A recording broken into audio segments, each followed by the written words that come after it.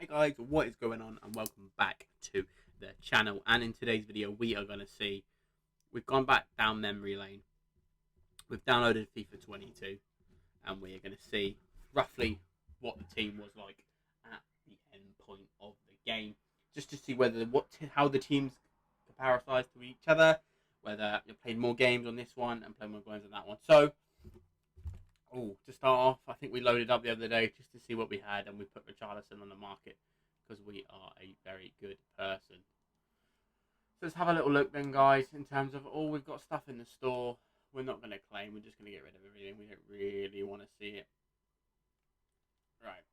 So, first things first, what we're going to want to find out is how many games did we play last year compared to this year.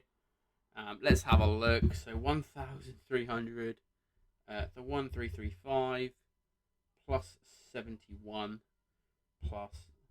Let's get that down and get that written down for you guys. I think over the last couple of years, this is a lot of FIFA. I was working from home, I do believe, over this FIFA as well. So that's probably why the games have shot up. But in total, guys, that is 2,446 games last year.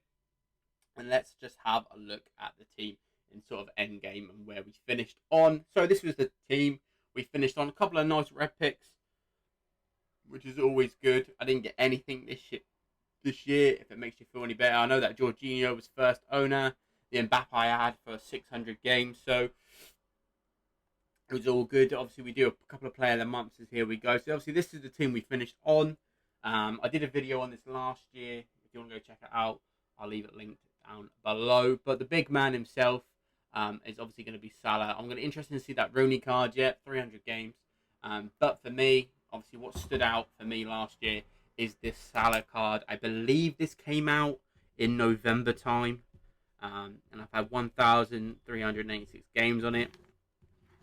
Big difference already, coming off the back of FIFA 23, is knowing that this 92 card would not be in my team by February. There's so many different options of cards that are out that obviously make the difference there.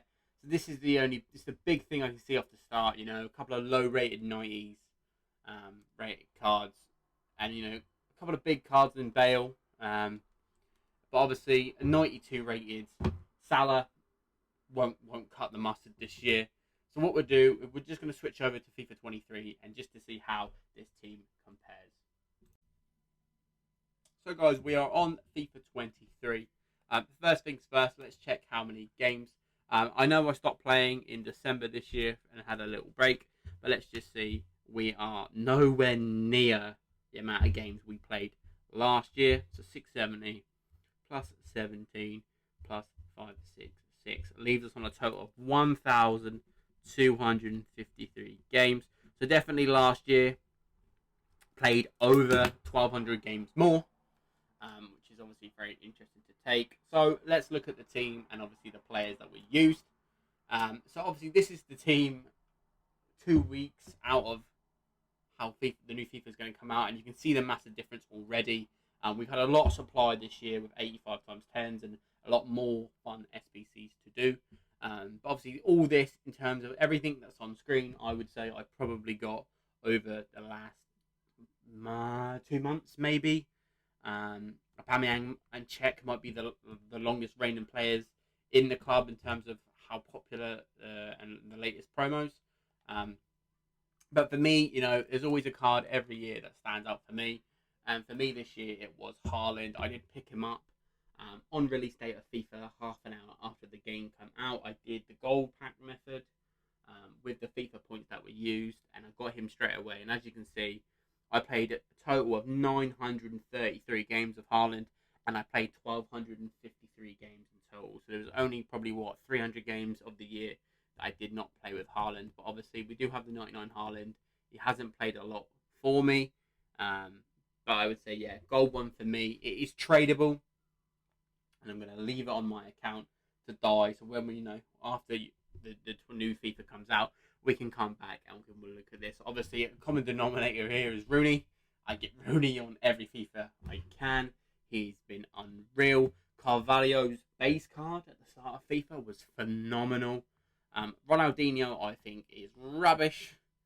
Mudryk is decent. Govu is rubbish. And Cech and Aubameyang are also unbelievable. So the main things that I would say the difference between this year and last year is last year I played it a lot more, was a lot more focused. As you can see, the types of players and cards that I had were very limited, and the ratings were kind of low compared to this year. I played less games this year, and obviously the variety of players and the variety of SBCs that we've had this year. As a total, I feel like FIFA's been really enjoyable. Don't get me wrong, I stopped playing in December. Was just doing SBCs, picked it back up in March for a couple of months, and then played a lot over the last sort of 6 weeks. And I've really enjoyed parts of it, grinding, doing bits. But now it gets to the fun stage of FIFA. You got your 99s, you got your 99 Haalands. It gave me a bit more enjoyment. I came back to FIFA and played it for 2-3 weeks, and I really, really felt good. So that was a comparison of FIFA 22 and FIFA 23. How many games are going to play next year? I have no idea. I do have a couple of days off for when the game does come out, but I feel like I'll play it more than this year, and obviously a bit less than last year. So guys, that is a video based on my FIFA 23 and FIFA 22 performance. Leave a like, subscribe. We're going to be back active for when this new FIFA hits, and I'll see you guys next time.